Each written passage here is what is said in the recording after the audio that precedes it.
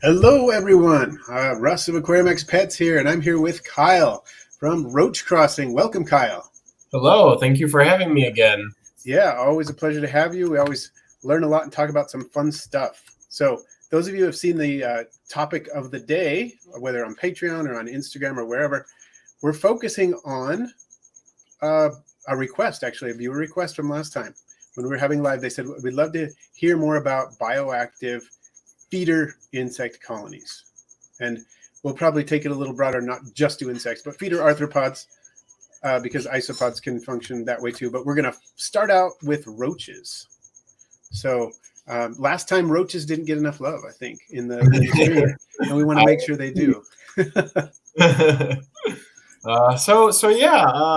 Bioactives with roaches.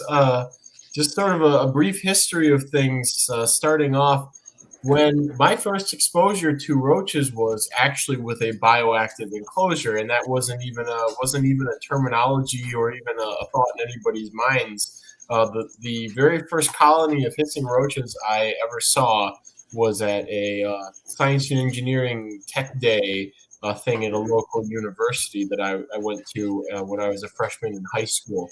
And they had just a 10-gallon tank with cypress mulch and some cork bark and some other stuff in there, which had all the hissers with it. But they also had some Armadillium vulgare in there. And I think it was just there was no method or madness to it per se. They may have even gotten in there on accident. They just didn't do anything about it. So that's kind of the precedent. It just that this happened very passively, and the idea of sort of keeping roaches with isopods or springtails, etc., didn't really blossom until maybe 2011, 2012-ish. So in a lot of the older roach guides and whatnot, there's not any mention of cleanup crews or anything like that. And it was very much so, and in some circles still is the sort of standard to sort of keep things bare bottom, egg cartons, water crystals in a dish, food in another dish, and that's just sort of the way that some people have been keeping roaches, and that was the standard, was egg cartons. And there was some mention of having some leaf litter and whatnot in the enclosure for species that preferred it, but there wasn't an idea of sort of setting up a mini ecosystem to go along with things. That didn't emerge until much later into the game. Yes, that's sort of the history, and then I would say maybe around 2015-ish, 2016-ish, some people there were always individual keepers who would add things to another enclosure or try to keep things communally and whatnot, and would get good results. And cleanup crews for dart frog vivs and whatnot had been a thing for a long time. The dwarf whites and the dwarf purples and the Scaber Spanish oranges and whatnot. And so then eventually that just sort of found its way into sort of roach keeping circa 2015, 2016. And so from there, it's really been no turning back. And pretty much most stuff that I have has some sort of mini ecosystem bioactive in with it. Not everything, because not all roaches are suitable for that. Some of them perform all the roles that you kind of want in an enclosure that is functioning as a little ecosystem. So some things like Eublaber species, where they're cave dwellers and where the substrate just becomes a churning mass of nymphs and whatnot. It's very unsuitable for keeping other things in those situations. But there are plenty of other roaches that they need at least springtails, and then building up from that with millipedes or isopods or other roaches even. So yeah, if those of you who haven't seen it at the last stream that Kyle joined us for, we talked about multi-species enclosures, including some roaches that he keeps together successfully, certain combinations of roaches. So you mentioned a couple of species that really fulfill all the roles and don't go well with anything. But you just really intrigued me when you said roaches with millipedes. What kind of combinations do you do there for a bioactive setup? So it really depends on the situation, and currently I believe the main roaches with millipedes are things like Parcoblata, so wood roaches that are naturally found with millipedes in the wild. Ishnoptera is another one. A lot of smaller roaches that don't really, get deep into the substrate and kick things up and whatnot that could potentially disturb young molting millipedes and whatnot. But in the past, I've had things like banana roaches live with millipedes, and the problem there, even though banana roach nymphs are very burrowy, they're not very they're very soft and squishy and not very aggressive in that respect. And so in the past, when I had them together, my desire to get them out of the millipede enclosures was driven more by the fact that I didn't want them emerging in an enclosure with no barrier and without a proper lid, and then getting out of there and getting all over the place in other cultures and whatnot. So that's one situation that I wanted to avoid with that. But otherwise, diminutive, smaller roaches or roaches that just aren't inclined to burrow, like hissing cockroaches. And there, of course, you're accommodating the hissers with their drier, ventilated vertical space areas, and then the millipedes, which would prefer, for the most part, to be, at least when the air is dried down in a moisture substrate and whatnot. So it really depends on, again, the number of niches available within the enclosure and sort of the behaviors of the inhabitants. Some things like something that I can say. People have a fondness for earthworms, not necessarily in bioactives at the moment, but just in general for their soil creation and soil aeration abilities. But earthworms in general, at least the species that tend to get into people's cultures and tend to get into my cultures, are actually very bad for a lot of the things that they get into for whatever reason. They will decrease the vigor of isopods and of millipedes and whatnot. And whether that could be from the constant soil churning, it could be because they're directly predating things, etc. But earthworms are not the best thing to have in those sort of focused enclosures, in my experience. So, right. Interesting. That's something I've always felt, but I always figured that the isopods and the earthworms they're both eating substrate. Of course, it depends on the species of isopod whether or not they're heavy substrate feeders or not. But it just seemed like there would be some competition. But you've noticed, for whatever reason, that's played out. You've seen that happen. That it does decrease the productivity of the culture. Mm-hmm. Cool. Okay, good to know. As I always suspected that, but I've never tried keeping them together, so I hadn't observed it directly. Cool. Well, with if you were to describe, let's see, some of the really common roaches in the hobby, like hissers. People keep various types of hissers.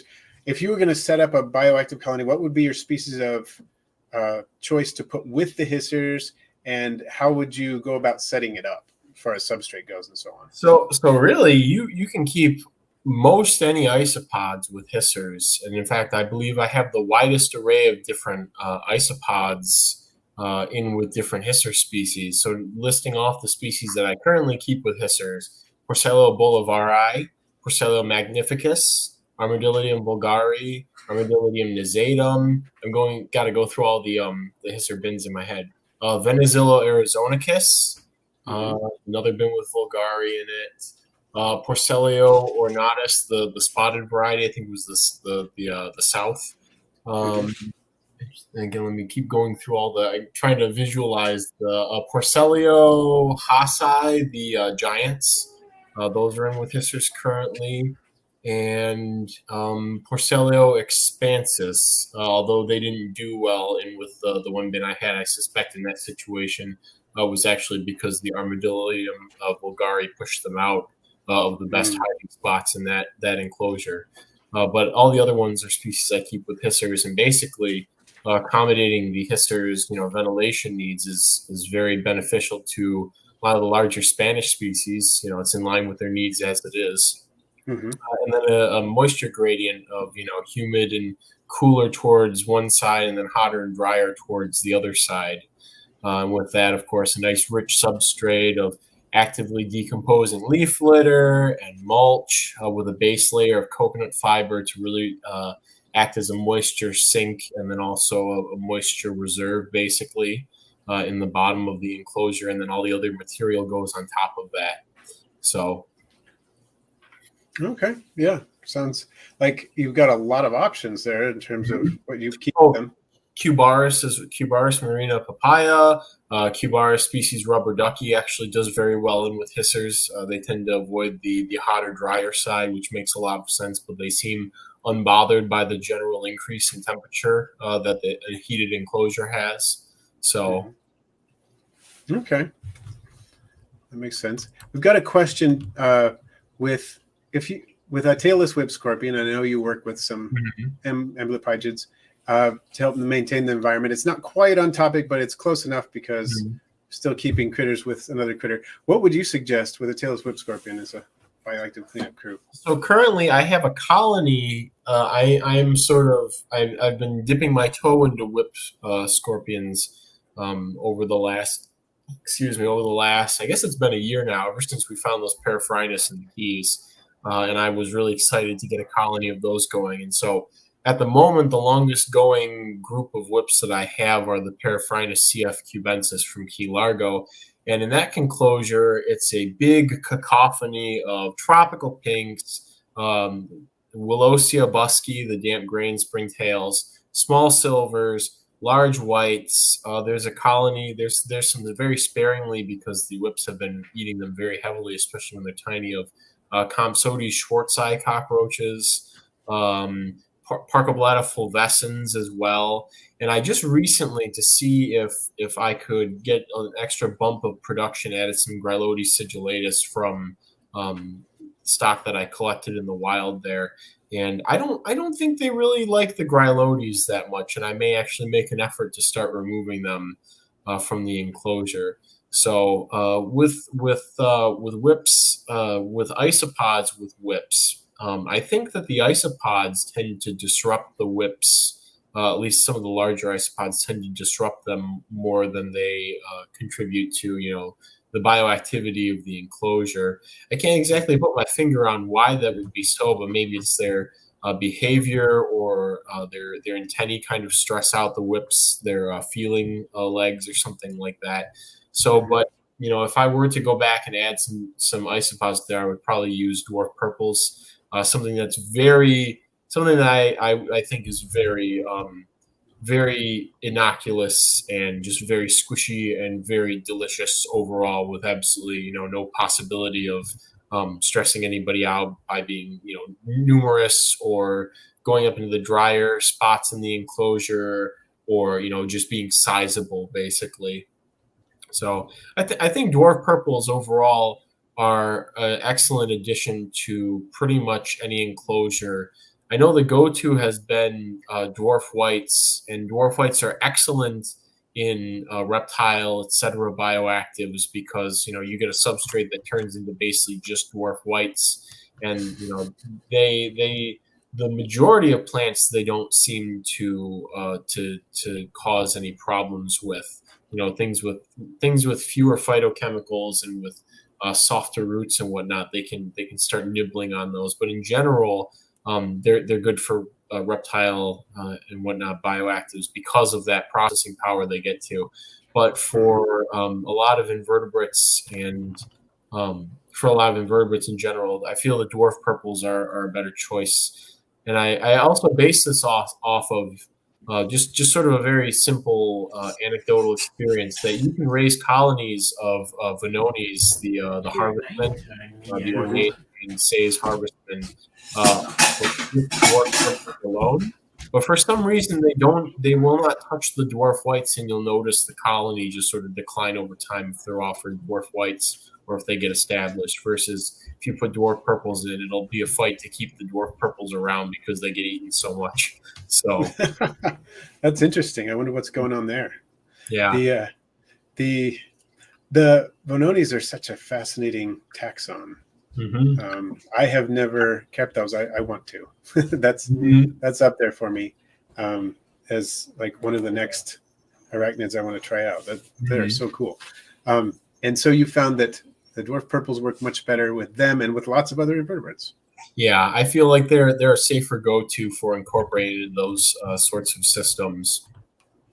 Cool. Let's see.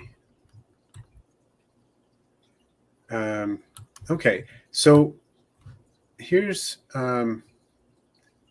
okay. So there's this idea of a worm bin and reducing the smell based on bioactivity. Do you have any suggestions for that? I do not have any. I do not have any solutions for a worm bin. Actually, at the interpretive center I worked at, it was frequently a sort of it was a recurring situation that the worm bin had to be cleaned out or refreshed or tended to, etc.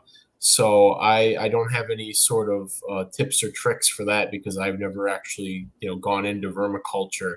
I just know that the experience was constant sort of frustration with you add too much stuff and then it needs to all be reset, etc. But decreasing the inputs in the system and perhaps adding some springtails if they're not already present couldn't hurt. Yeah, no, that makes sense. Okay. Cool. Oh, so before the stream actually started, we were talking a little bit about roaches with a more arid situation where isopods are not a good fit, but there are other species that can be, other arthropods. What can you say about that? So with some species where you either because of your husbandry or because of the species needs, you're keeping them a bit drier and more ventilated than most isopods would prefer. I use things like lesser mealworm beetles, or we were talking about this. I'm sure that common mealworms would actually work well in these sort of situations where you have a drier substrate. But this Neatus species, which came in from leaf litter from my yard, but I've been using as a cleanup crew for a couple of larger roaches that like things just a little bit drier. The deeper layers of the substrate are still moist in most of the enclosure, but it's not like a sort of consistent moistness throughout all the substrate layers as some isopods would prefer. I'm sure that I could keep dwarf whites in that enclosure, but they would never make it over to the drier areas to clean things up.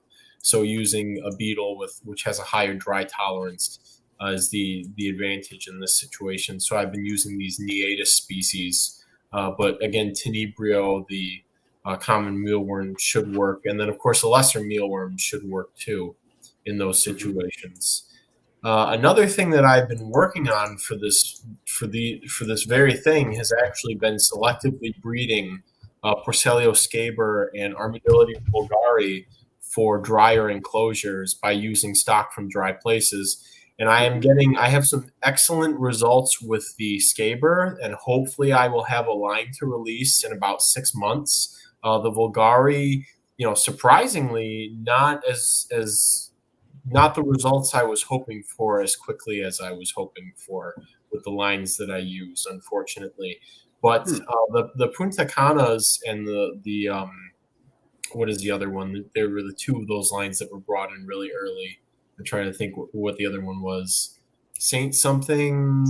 Saint Lucia. Saint Lucia, yeah.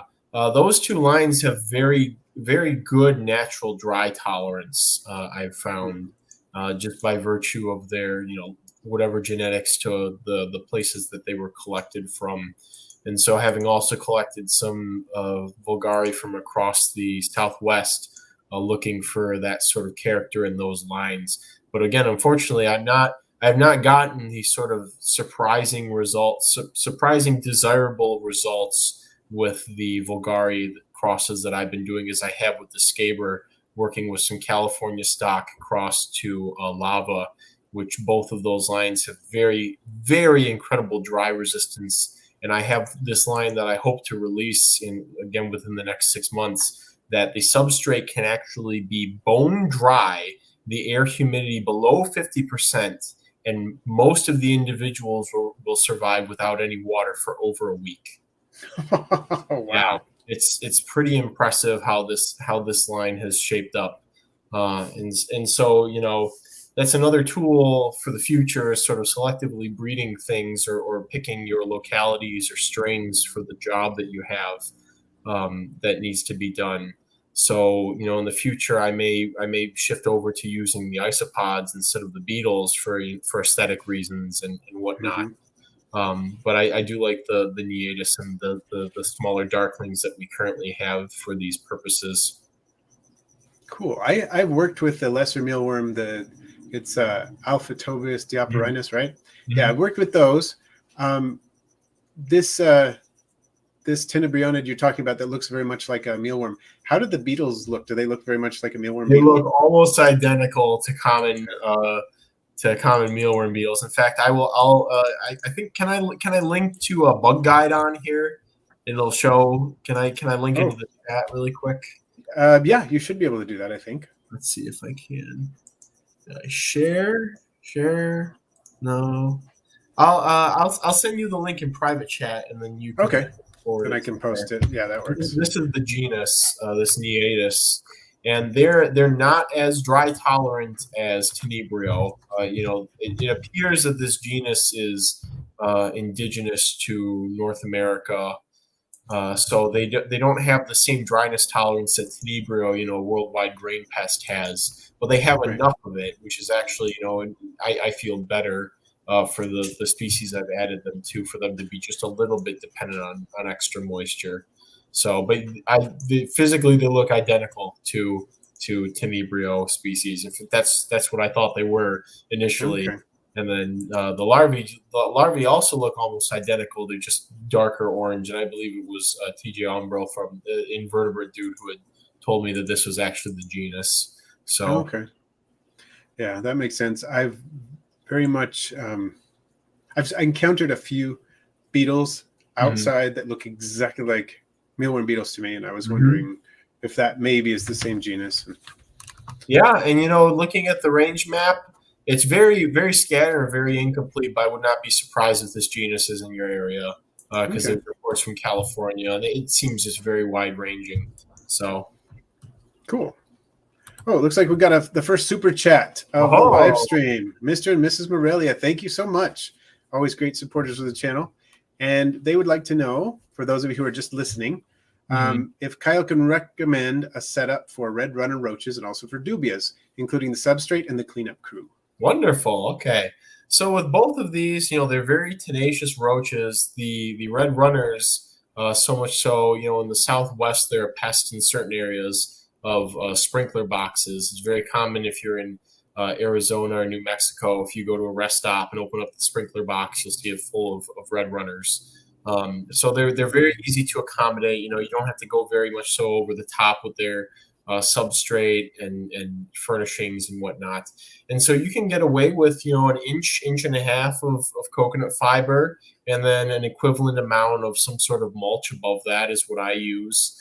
So I've been using cypress mulch right now because it's very difficult to get hardwood mulch, etc. And I ended up using up all my hardwood mulch to do my garden beds and whatnot last year. So I don't have any of my own larger chip stuff on hand. But any sort of hardwood mulch or cypress mulch that you can buy should work. And the mulch is great with the layer of the coconut fiber underneath it because the roaches are able to grip the mulch a little bit better when they're larger. You don't have as much when it's just the dusty coconut fiber. You can have issues with roaches. They don't seem to like crawling on just the straight coconut fiber as much as they do something more grippable.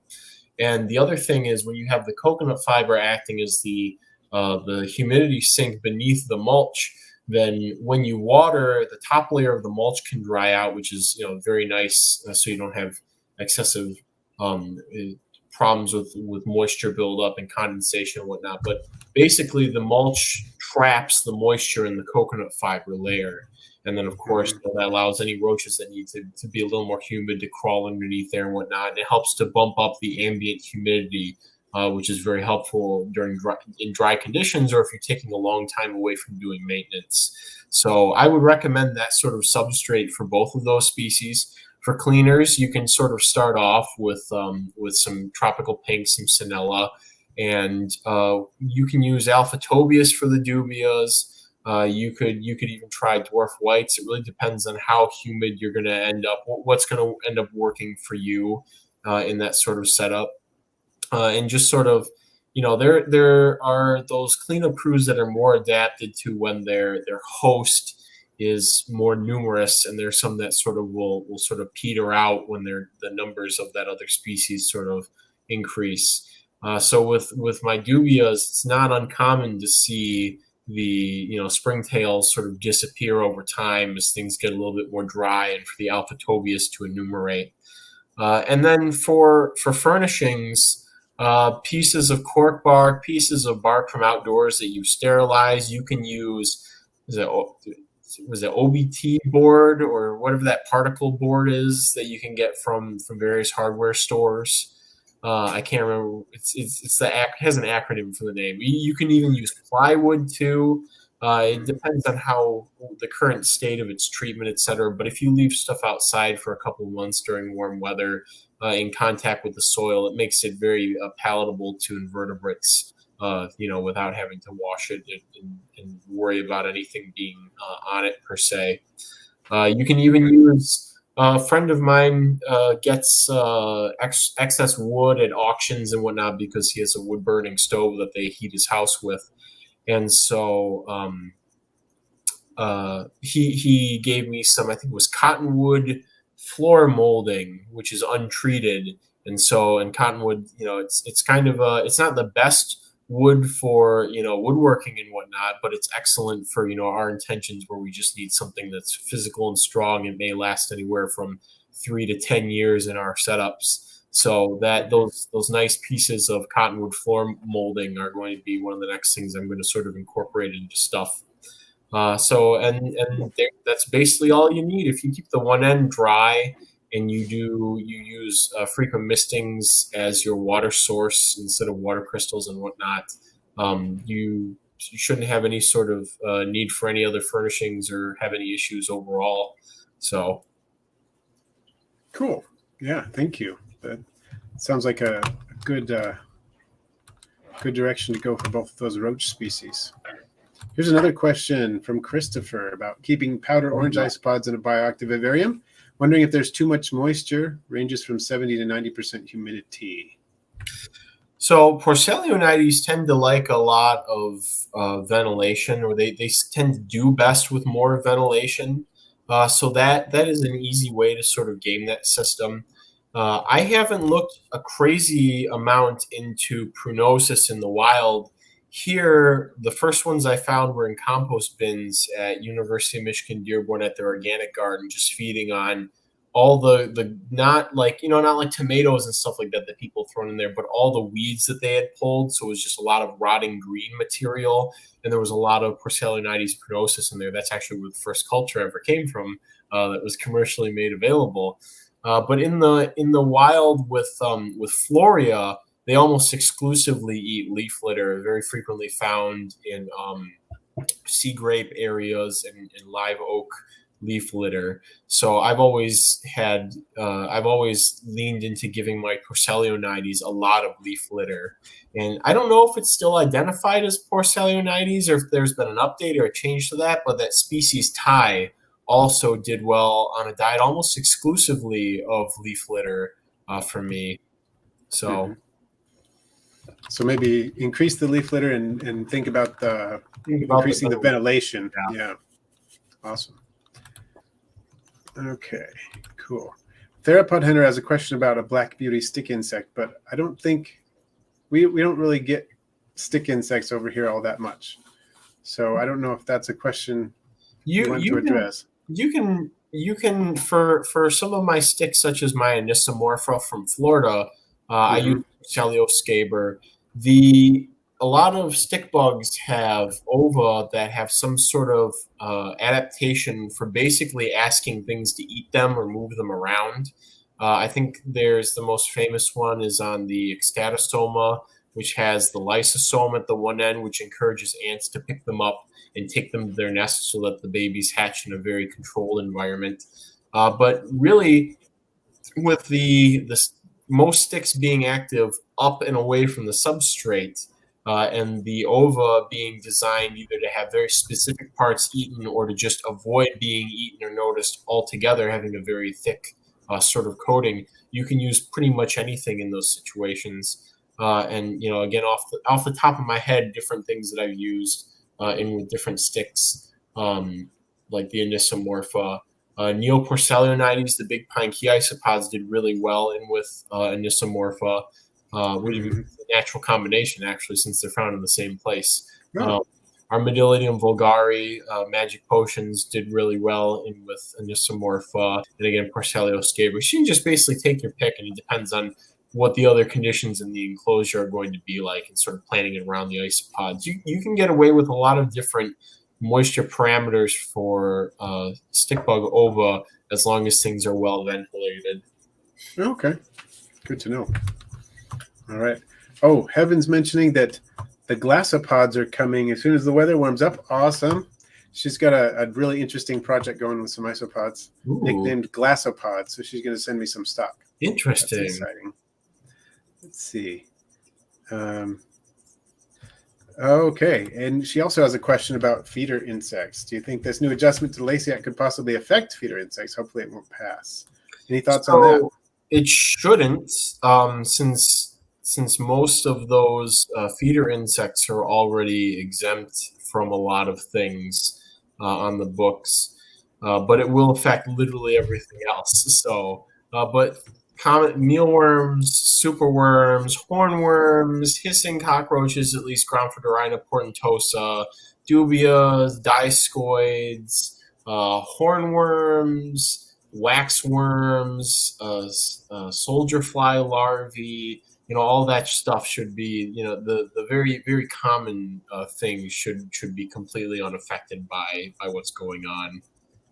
Let's hope it doesn't pass, but if it doesn't, that would be a bright spot. I mean, if it does pass, that would bright spot. It would still have feeders. Yeah, still have feeders. You just got to get creative with the feeders and captive breeding. Just breed all the other shapes and other species of organisms out of the feeders. Yeah, there you go. Yeah, that's for those of you who haven't. I don't know if anybody hasn't heard of the Lacey Act. Amendments that are trying to go through right now, but basically Javi's asking about it, if the Lacey Act will ban isopods.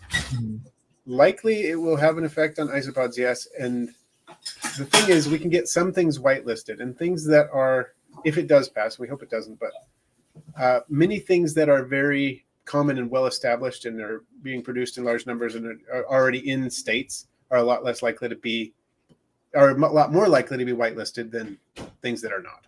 So isopods, at least some of the more common ones we have in the hobby, would have maybe a better chance of being whitelisted, and maybe some of the more exotic ones would be in more jeopardy. Would you agree with that? Yeah, I mean, with some of the exotic ones, things are currently in the limbo state of being with a lot of those as it is.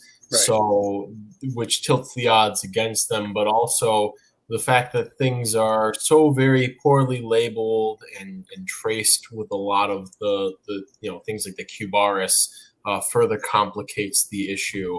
So it is really a throw your hands up and see what happens sort of situation with stuff like that. Right. And that's part of the reason we really hope it doesn't pass. So if you haven't gone and read up on it and written your senators, folks, in a respectful and coherent manner, please do that. And then you can do a donation to USARC, and that helps too. Let's see. And okay. So we've talked a little bit about roaches and about some of the beetle larvae and so on. What about bioactives with crickets? I've been playing around with that a little bit with Gorloides sigillatus. Had some interesting results. So can you kind of talk to that point a little bit? Yeah, so I currently work with 3 or 4 grylids, and 2 of which are grylus, and the Gorloides sigillatus as well. And a lot of springtails do very well with them because they're going after grains and dog food and things like that. So they're producing poop that is very bacteria-y, and in some cases possibly even not fully digested. So they're sort of creating the perfect conditions to allow springtails, which really like that microfauna, situation going on really encourages them to boom. So a lot of springtails have been doing well with the Grylus and the Grylotes and the Neonemobius and whatnot. And then I should also mention they're not true crickets. The cave crickets, the Pseudophilus, they have had very good colonies of small invertebrates in with them as well. So, but I think it's going to take longer for me to see what goes on in those enclosures because I believe with the Grylotes, the tropical pinks eventually died down and then were replaced by Willosias. And then it seems like maybe the pendulum is going to swing back soon, or maybe everything will just sort of fall flat on its face for a bit when the air humidity increases here. So, but in general, at least out the starting gate, putting springtails in with them seems to be a pretty good option. If you want something to help with odor and with the amount of frass that they produce, and they do a very good job at. I mean, I don't have any sort of odor problems in my Grylus or Pseudophilus or my Grylotes. Yet you get a nice whiff of the pet store feeder cricket bin. It's a different story. Right. Another thing, though, with the bringing that up, sometimes a lot of that odor and some of the odor that happens, or a lot of the odor that happens with roaches that do not have a substrate can be very easily corrected by adding one, and may also be a result of the roaches or the crickets, etc. condition. So thinking back to the bins full of feeder crickets at pet stores and whatnot, when I had tried to start Grylotes sigulatus and I went out and bought, 50 or something from the local pet store and set them up in an enclosure that I had bred them before in, I was down to no crickets in maybe a month. So something is going on there. There's some sort of pathogen that's innate to them, or the stress of being changed to a completely different setup, maybe the food or something, just sort of knocked out the crickets that I attempted to start. And this isn't the first time this happened with Akita as well, before the collapse, but also before I was, dare I say, more skilled raising invertebrates.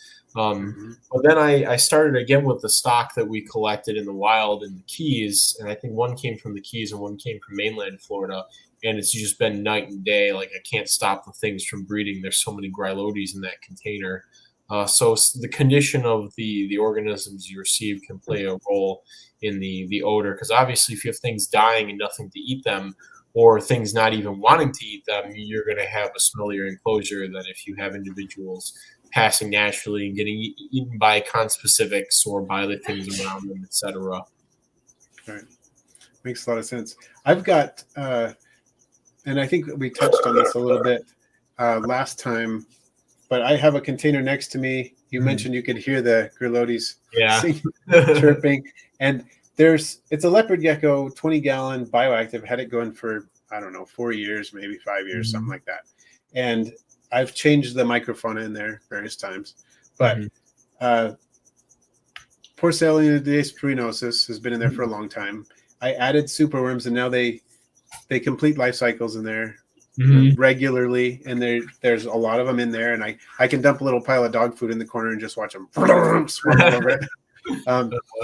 And then fairly recently I added the Grylotes sigillatus, and then I just kind of kicked myself because recently I stopped culturing my larger culture of Grylotes sigillatus and was just thinking, well, it's a lot of work and I have to make decisions about space and everything. And then I realized I could have set that up bioactive and just saved myself a ton of work. And I just didn't think of it at the time. But this produces, fairly small numbers, but they're always in there. I can always find crickets when I want them. And it seems like everything is kind of reached a fairly decent balance point. I think the isopod numbers have gone down since I added the Zoophobus morio, but they're still going. They're still breeding. It's just they're not in the huge numbers they were before. Yeah. So would you consider do you think a bioactive setup with Grylotes sigillatus and, say, Zoophobus morio, do you think you could make it balanced enough so you're producing a decent amount of both of them? Because right now I'm producing a lot more zoophobias. I think that you could do that, and the easy way to do that would basically just give the crickets more dry areas to get away from the superworm larvae. So by some means, some sort of decor piece that will allow them to get sort of up and away, because they'll take more dryness overall, or they will prefer to be in places that are drier than the superworm larvae prefer to be. So I think you can toy. I think you could toy with that with about 10 gallons of space. You could probably create a culture that accommodates both of those needs. The only thing I see there that needs to be sort of eyeballed would probably be the beetles pupating, and the eventual density of the superworm larvae perhaps just being so much that they just completely run through all of the eggs, etc., in the enclosure. This drawing on more and more complexity is, well, how do you fix that? Well, you could provide some means of a location that only the crickets can get to, so they can lay their eggs in that spot, such as a 32-ounce deli cup, and then some way that only they can get up there, or most of the time they can only access that somehow, such as putting a little ramp or something up to it, so the beetle adults aren't as inclined to go and do it and whatnot. You could do that, or you going into the next level is you introduce something that's going to eat mostly the superworm larvae and keep their numbers in check. And I'm a little hard pressed to think of something that a skink would prefer to eat the superworm larvae over a small skink over eating the crickets. And so this is very much so turning into the old lady who swallowed a fly. They're like, well, how do I help with this? Oh, well, I want a little bit more of this less. Oh, let's add this. Oh, I have to add this because I'm going to have too many of that, It does become that at some point. So, and that's kind of what I've got going on here with the gecko. I don't know how many of the crickets. I'm sure she's hunting down some of these crickets, but I've never actually seen her catch one of these Gurlodes crickets. That doesn't mean she's not doing it, but I have seen her catch the superworms that are just running in the enclosure. And of course, to keep her healthy, I'm making sure to dust some of them, take some out and dust them with supplement, or take them from another enclosure, dust them with supplement to feed to her, so that she's getting calcium and whatnot. But it's interesting to see that the superworms seem to be reproducing a lot better in there than the crickets, even though she seems to be eating more of the superworms. But then she's not digging around all that much either. Yeah. So maybe that has to do with it. It's really interesting. So you have a whole biome eventually. Yeah, I mean that's basically what we're trying to do with a lot of these enclosures. It can be a balancing act. It's easier with things that are strictly detritivores or herbivores in some ways. In the case of something like keeping roaches with isopods or millipedes with isopods, they're very distinct niches in the enclosure, and there's a trickle down effect of the limiting resources, putting in that handful of food or whatever, and then everything just sort of trickles down to the bottom. But then when you have things that are living in different spaces part of their lives, living in the same space part of their lives, it can get a little bit more messy with figuring out exactly how things are. But over time it reaches an equilibrium. Oh yeah. And I was going to mention that you mentioned about the crickets finding the drier places. I have some piles of cork bark kind of in there, and they're always hanging out. I can always find a bunch of them hanging out in that drier cork bark. So totally going on. Oh, we got another super chat from Cassie. You have a good springtail clay recipe. I think I know your answer on this, Kyle, but you want to go ahead and tell us what you think about that? So I've worked with, over the last couple of years, about 15 species of springtails, and have successfully propagated for multiple generations, and then subsequently failed with multiple springtails as well. And in my experience, the only springtail that does well on clay is the CF Folsomia candida. And I've seen some vendors pop up with having all kinds of unique springtails available over the years, and this different clay recipes and stuff like that. But from my perspective, I go to perhaps exchange with them or to purchase some from the site, and all of a sudden everything's sold out in terms of new species, and then it's the next year and the next year, and it's still sold out, etc. So long term, there are some small blue species that do well in these sort of semi-aquatic environments, but it's quite demanding on a lot of springtails that people want to culture, to put them on basically just clay and then sprinkle the yeast, etc. on. So a lot of springtails are surprisingly dynamic in the wild. They can go up in the leaf litter if they want to get drier, more ventilated. They need to find mates, etc. They can go deeper down into it if they need to. And in captivity, in a really good setup, you can accommodate that sort of behavior and that sort of holistic situation that the sort of seasonal acts that they go through, or weather-based acts. And when you put them on just the clay, it's just sort of humid constantly all the time. And so the only springtails that are going to do well in that sort of setup are springtails that have pre-adaptations to just be on that. And things that are not as well adapted to that will sort of pitter along. But if something changes, it gets too hot, you get some sort of predatory mite wanders into the enclosure, something like that, you can have a very hard crash in those kinds of setups for things that are not able to regulate and are not being kept basically the way that they ideally should be. So I do not have a good springtail clay recipe. With all the species that I have raised, it's basically been on coconut fiber or potting soil or topsoil with a layer of either mulch or coconut croutons to accommodate sort of the chunkier stuff for them to adhere to and to climb around and up onto. Unfortunately, again, I do not have a good recommendation. And I think that springtails are very difficult, surprisingly. Diversity of springtails are. I can name maybe 5 specific species or generalized taxa that seem pretty easy, like the large whites, the CFF Canada, which are probably Fulsomia Canada, the Sinella curvicida, the tropical pinks, the small silvers in certain situations, but they do tend to stick around even in less than ideal conditions, including on clay and in other sort of overly simplified setups. And lately, adding to this, because of the ventilation my enclosures have had, Willosia busci, or busci, the damp grain springtail, does exceptionally well when the air is dry and the substrate is sort of moist. So that's joined my clade of very easy beginner gateway to springtails. Mine have a good diversity springtails. And finally, another one that has joined those ranks is Entomobria unostrigata. I had previously offered them on my site and thought the species I had was unostrigata, but the biology after working with the actual unostrigata is completely different.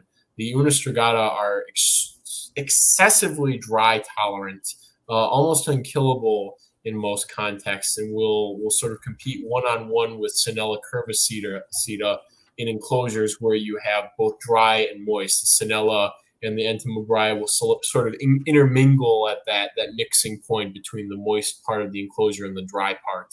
A lot of the stuff that people really want to keep, the larger things, the prettier things, many of them want drier conditions, things like the Orchicella and the Tomasaurus, the Pogonognathelus, etc. They actually mostly want drier conditions. And in my little springtail breeding chamber here, which I had to make a chamber for during the summer, I do not have a humidifier in there. I have a dehumidifier for during the summertime, because once the air humidity reaches about 60, relative humidity reaches about 60%, a lot of those large species do not do well at all in enclosures for whatever reason. Their biology just does not like those conditions. And so I have to run a dehumidifier to keep things dry, so I have water to encourage them to continue reproducing and whatnot. So interesting. We'd never think of that about springtails, but I guess it makes sense when you have species that are dependent upon different conditions. So that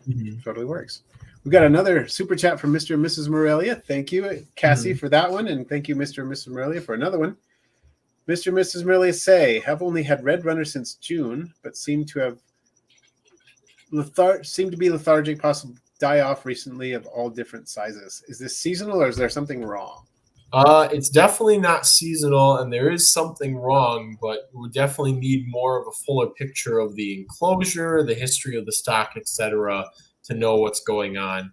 Usually, if you have sort of a trickle die-off, there's something wrong in the husbandry department. There could be some sort of pathogen. Conditions could be too stuffy, too humid without ventilation.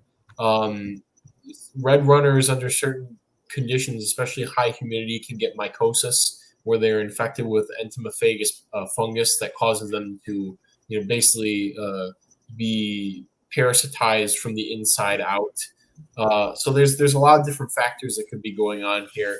If they're dry and crispy and on their backs, the humidity is probably too low. Even though they are an arid land species, again, they're usually found in those very humid microclimates, and they're just sort of out and about situationally to either disperse or to mate, etc. Okay. So maybe that can give you some ideas about where to go there, Mr. and Mrs. Morelia. Great question, and thank you again for the super chat. We've got a super sticker, too, from Christopher. Thank you.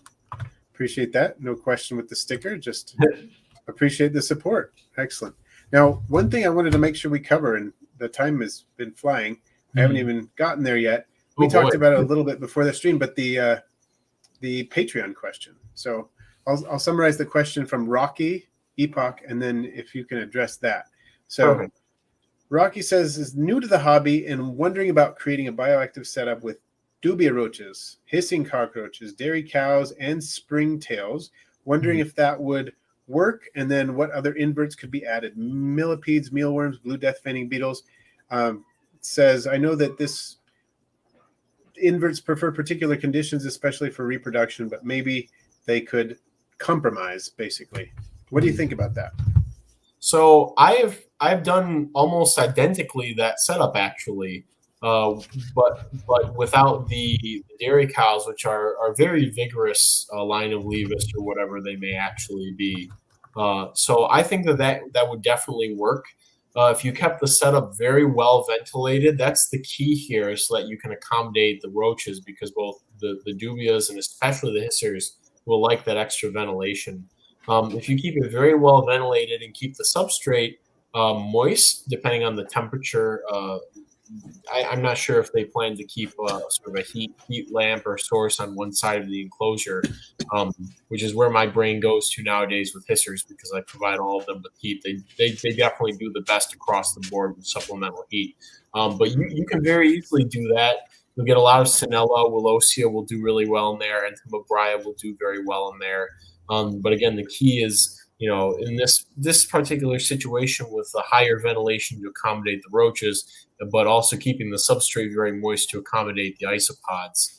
And by doing that, you'll be able to create sort of two very starkly different environments that will accommodate things, with the isopods having the moisture substrate area, and then the drier upper bark area, the bark in contact with the soil will also get a touch of moisture, so it'll have a place for the isopods to go, and as well as for the smaller roaches.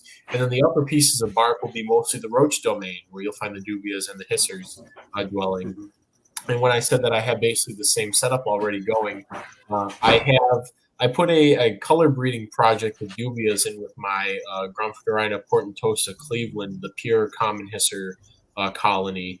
And so there's a small group of dubia in there, and I call them ruthlessly for the color. So there's never too many of them, but they're constantly trying to reproduce. But I keep my thumb on them, not for fear that they're going to outcompete the hissers per se, but for the color, and also because it's mostly for the bin is mostly for the hissers. So trying to give them as much of an advantage as possible overall.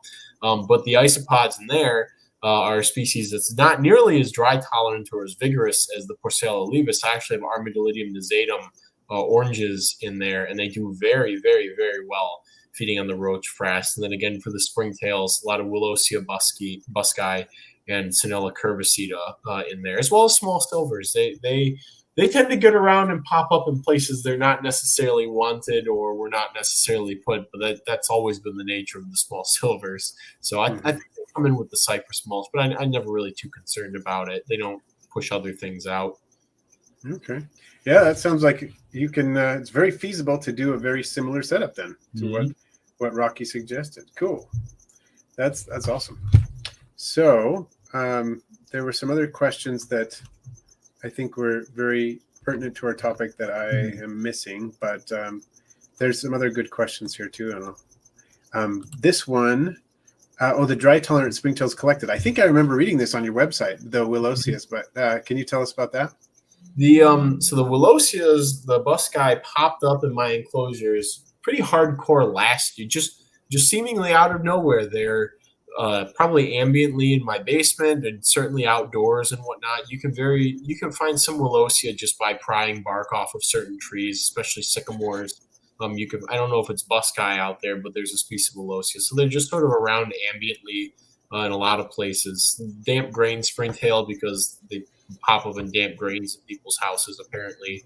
So not necessarily not pest springtails. You shouldn't be keeping your cereal damp in the cupboard. But if there's a corner of crumbs and it's extra humid in the house, you find bark lice or Willosia there sometimes. So those popped up on their own, and over the last couple of years, just sort of a little bit with my help. A lot of these enclosures behind me I seeded with a Willosia, but they tend to. Their thing is the nice dry air during the winter time, and they're just sort of everywhere in a lot of enclosures. And then when the summer comes and the air humidity bumps up again, they die back, and the Sinella sort of come back, and the small silvers sort of they sort of start to take over because they're no longer restricted to the more humid parts of the enclosures during the humid summer. But the Entomobria unostrigata, CF unostrigata, but they're almost certainly unostrigata, came from a rest stop in Bylis, Arizona, where there was a rest stop where instead of hauling off all the mesquite pods and other stuff that was there, they just sort of piled it up in a corner at the side of the rest stop. And so Will and I went digging through there, found all kinds of fun things, all kinds of darklings and crickets and what is that? Cotinus mutabilis, the big fig beetles were all up in there. Web spinners, Embioptera, I think, or Embiides family. Embioptera, web spinners. It's its own completely unique order of insects, and so we found those in the compost. And there were also a lot of Styphoterus similis, the white ant springtails, although there's a couple of species that look that similar, and being that far south and west, they might be a different genus. So I haven't yet looked into that, but very similar to the white ant springtails we have here in Michigan. So Styphoterus, and then also the Entomobria, CF unostrigata, were all over in the upper layers of that material. And so they're from an arid region. They're in a very moist microclimate, very rich microclimate, but they're still an arid area species. So cool. Oh, here's another question that's relevant to the topic. Does anyone know if domestic beetles will outcompete your crickets and disrupt breeding? Have you had experience with that? So I have not kept them in with crickets. I have over the last 10 years sort of avoided using them in with a lot of species. But when I reflect on the last time I used them was actually in, I think it was a dubia or lobster roach colony. But it's difficult sometimes to parse out when you have a colony collapse or something like that happen. If there's a direct correlation between what you're seeing and what's happening. For example, in this scenario, seeing the dermestid numbers building and building and building, and the roach numbers falling and falling and falling, the question, thinking, oh, they're eating the roaches, they're doing this is what's happening, versus what I think now was when I put in a handful of food and the dermestid beetles swarm that. Are they pushing the young roaches off of the food? Are the roaches being disturbed by the beetles being present there? If I put the food up on a platform that the roaches could only get to, would they still be fine? and they wouldn't care about the domestic beetles being in there. So considering they are very vigorous and very active, I don't think it's a wise idea for somebody inexperienced to be sort of trying that setup. I feel like if you're looking to sort of make things super easy overall, I don't think that's the way to go right out the starting gate. I would look into using springtails, etc. But I'll also bring up, since looking into dermestids with crickets, I'm wondering if your cricket colony is having problems with die-offs. And that's why you're looking into using the domestic beetles, is because you're having problems with dead bodies piling up and you need something to take care of that. Which in that case, I think looking at that situation a little differently, maybe seeing if your crickets have pathogens that are causing this to happen, if something's wrong with your husbandry that's causing them to die at a rate that you think you need the processing power of the domestic beetles, etc. Good points. All right. Oh, here's a question about emerald roaches. You worked with emerald roaches, don't you? I do. I actually very recently made them available on my website, and they were gone in several hours. But I think, yes, I think you could cohabit many different isopods with Pseudoglomerus magnifica. And I think that the best choices for that would be species that need more moisture, because the emeralds, although they like humid air, right now, because it's so dry, I spray them once a day, and it's actually something I've only started doing in the last 2 weeks because they really seem to like that. It allows them to come out more at night when I spray them once a day right now. But using something like a larger Spanish Porcellio with them, I think that there might be some competition for proper humid places in the enclosure, because something like Magnificus or Expansus or Bolivari or Nichols Eye would probably actually want to hang out in the same humidity zone as the young Pseudoglomerus. So I would actually recommend using Cubaris or some of the more moisture sensitive Armadillidium like Nasatum, or even Porcellio scaber, or some of the other Porcellios, even maybe not Spinicornis, although they're not very pushy or assertive, so I don't think you'd have much problems with that. I mean, if you had a big Expansus, big adult male Expansus would take probably about the same space as like 15 baby Pseudoglomerus. So yeah, I think keeping rubber duckies with them would actually go quite well. Right now, the Willosia and Sinella are the springtails that I have been with them, and everybody has been doing great. And also because I was pressed for container space at the time and really wanted to get them set up, I was set some Fortoioica roaches from a friend who I see has popped up in the chat. I think it's species Ecuador. So it's one of those really flat roaches that clings to bark. And so I actually threw those in with a Pseudoglomerus, and they're doing quite well together. The Fortoioica seems to like being in the moister bark that is more in contact with the substrate, and the Pseudoglomerus are more up in the drier sections of the bark. So I currently have, very temporarily, the Fortoioica have not done enough growing for me to see if they're going to be pushing things around or sort of stressing the emeralds. But right now it's been working great. So awesome. Oh, Bear has a follow-up question. Do you know when you'll have the emeralds again, if it's okay to ask? I'm really hoping by the beginning of next month. There's a lot of people who've been asking about them, and I kind of have to keep kicking the can down that the first set has been sold, basically kicking the can down the road of like check back in a couple of weeks, etc. So shoot me an email now so I can kind of get you in the group of people who are interested, and then probably from there send me another one in early March and see how things are going. They produce pretty sizable litters, but it just takes forever for them to mature. I think it took mine maybe like 8 months or something like that for them to go from the size I received to adulthood. I think they were maybe between first and third instar when I received them, but it took them quite a while to get to adulthood. And then it seemed like it took. I mean, I was sitting and keeping my fingers crossed and like really waiting. Oh, I'm gonna get babies. So.